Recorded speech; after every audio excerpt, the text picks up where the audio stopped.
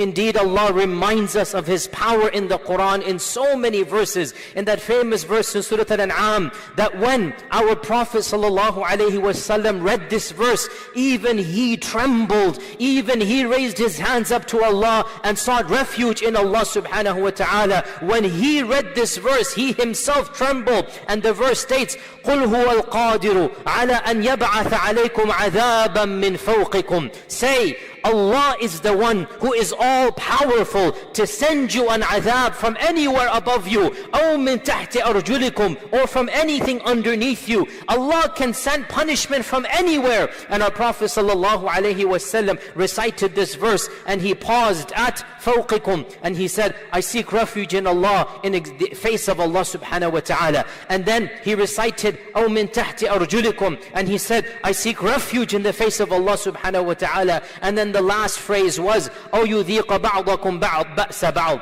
or he can cause some of you to go to war with others, and you can then feel the punishment through civil war. And our Prophet ﷺ said, that is easier to deal with. Subhanallah, civil war is easier to deal with than the direct adhab that comes from sources we do not understand. The war that we see between peoples, we can see the enemy, we can fight the enemy, and our Prophet ﷺ said that is easier. But the war we cannot see, the adhab that is beyond our understanding and comprehension, that is the adhab we have no protection whatsoever except to turn to Allah subhanahu wa ta'ala. And that is why even our Prophet sallallahu alaihi wasallam said, أعوذ بوجهك, I seek refuge in your wajh, O Allah, from anything of that nature happening. And Allah subhanahu wa ta'ala mentions in the Quran, He has the power to take us, وَهُمْ لَا يَشْعُرُونَ, and they have no preparedness, no concept that is going to come. And this is exactly what we see around us. Allah subhanahu wa ta'ala reminds us that there is always a higher purpose, there is always a wisdom for any punishment coming. Dear Muslims, if we are not going to wake up in this current calamity, then when will we wake up? Allah says in Surah Al-Isra, وَمَا نُرْسِلُ بِالْآيَاتِ إِلَّا تَخْوِيفًا. We only send our signs down so that we cause them to have reverence, we cause them to fear our punishment. Allah does not reveal the punishment in this world except that there's always a mechanism to save ourselves from the punishment of the hereafter. The purpose of any communal calamity in this dunya is to protect ourselves from the individual calamity on the day of judgment. وَمَا نُرْسِلُ بِالْآيَاتِ إِلَّا تَخْوِيفًا. We only send our signs down in order that they achieve a level of fear, instill reverence in their hearts, that they become scared of the punishment of Allah and hence return to Allah subhanahu wa ta'ala. The famous student of Ibn Abbas, Qatada, he said, talking about this verse, he said, Allah tests people however He wants, and He brings fear in this world so that they can reflect and be reminded and return to Allah subhanahu wa ta'ala. Allah tests people however He wants, and He causes them to be scared in this dunya, and the purpose is to avoid the fear of the hereafter. The purpose is to reflect and to be reminded and hence return to Allah subhanahu wa ta'ala. Once in the Khilafah of Ali radiallahu anh, there was an earthquake, a zalzala that happened in Kufa, and Ibn Mas'ud was present over there, and Ibn Mas'ud recited this verse, وَمَا نُرْسِلُ بِالْآيَاتِ إِلَّا تَخْوِيفًا.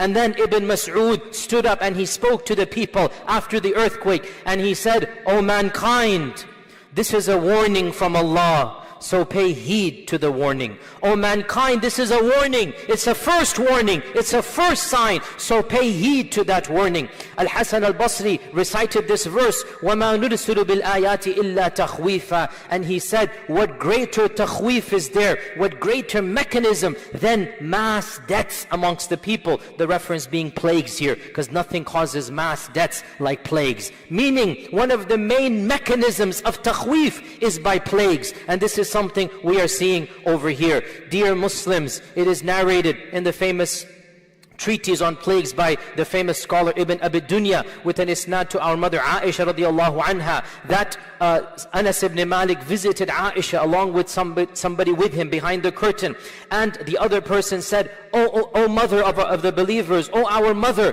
can you explain to us why these earthquakes are happening, why these zalazil are happening? And the Arabic zalzala, it means an earthquake, but it can also imply any major calamity. Our mother Aisha said, when the people start committing sins, and when the people consider the major sins to be nothing, and she mentioned some of the sins like zina and like khamr and like other things, she said, Allah subhanahu wa ta'ala in the heavens becomes angry, and He says to the earth, punish them.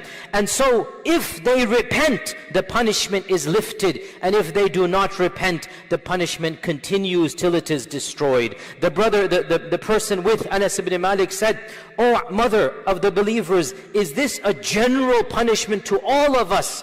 Aisha radiallahu anha said, بل موعظة ورحمة للمؤمنين. It is a means to think and ponder, and it is a means of mercy for the believers. وَنَكَالًا وَعَذَابًا وَسَخَطًا عَلَى الْكَافِرِينَ. And as for those whose hearts have become so hard, they have rejected Allah, for them it will be indeed a punishment and an adhab and a member of angerance of Allah subhanahu wa ta'ala. So in this beautiful narration from our mother Aisha, we learn the same message that the Quran and the Sunnah is telling us over and over again. Every single adhab that comes down, every single calamity that comes down, it is a reason for us to wake up. It is a reason for us to waken our dead hearts, to return to Allah subhanahu wa ta'ala, and to turn over a new leaf. Dear Muslims, let us remember the beautiful story of Ka'b ibn Malik, a story that I don't have time to tell you all of it, but please read it up and log online. There are many lectures I have given, others have given, about the repentance of Ka'b ibn Malik. And it is so pertinent, because one of the ways that Ka'b was punished is a way that all of us are feeling right now. One of the ways that Allah subhanahu wa ta'ala sent down a minor punishment of this world to forgive Ka'b, so that Ka'b's place could be raised in Jannah, was social isolation. Read the story. Ka'b ibn Malik committed a sin, and he disobeyed Allah and His Messenger, and he had no excuse. When the Prophet ﷺ confronted him and said, why did you do what you did? Ka'b lowered his head and he said, Ya Rasulullah, if I wanted to, I could invent a lie. I could slither my way out in front of you, but Allah would know that it is a lie. I have no excuse. I am a sinner and I have sinned. He admitted and he confessed his sin, and he said, I have no excuse, Ya Rasulullah. And so the Prophet ﷺ said, you have spoken the truth. Let Allah Azza wa Jal deal with you. And so the command came down. What was the verdict on Ka'b? Everybody should abandon Ka'b.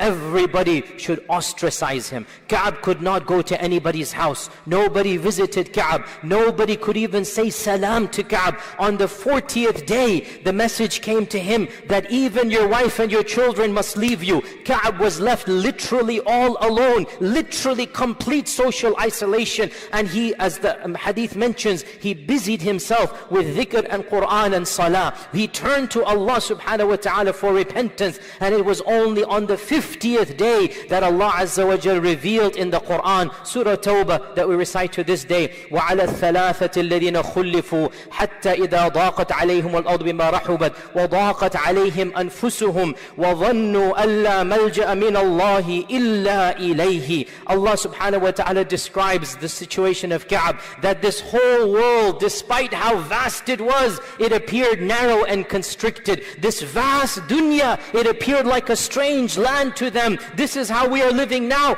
Not as bad as Ka'b, but still Ka'b felt a little bit of what we are feeling. We feel a little bit of what Ka'b is feeling. And Allah subhanahu wa ta'ala then says that phrase that I want to bring to my attention and your attention. وَظَنُّوا أَلَّا مَلْجَأَ مِنَ اللَّهِ إِلَّا إِلَيْهِ. And they realized that there is no running away from Allah except to Allah subhanahu wa ta'ala. We cannot protect ourselves from Allah except with Allah. We turn to Allah for protection from Allah subhanahu wa ta'ala. There is no worldly power that will protect us. No superpower will come between us and the qadr of Allah. No science, no civilization. All of our technology has become useless in light of this smallest of the smallest creations of Allah subhanahu wa ta'ala. وَظَنُّوا أَلَّا مَلْجَأَ مِنَ اللَّهِ إِلَّا إِلَيْهِ. This is the reality that we need to embody in this verse. We need to recognize nothing will save us except turning to Allah subhanahu wa ta'ala. We need to understand there is no power greater than Allah. لا حول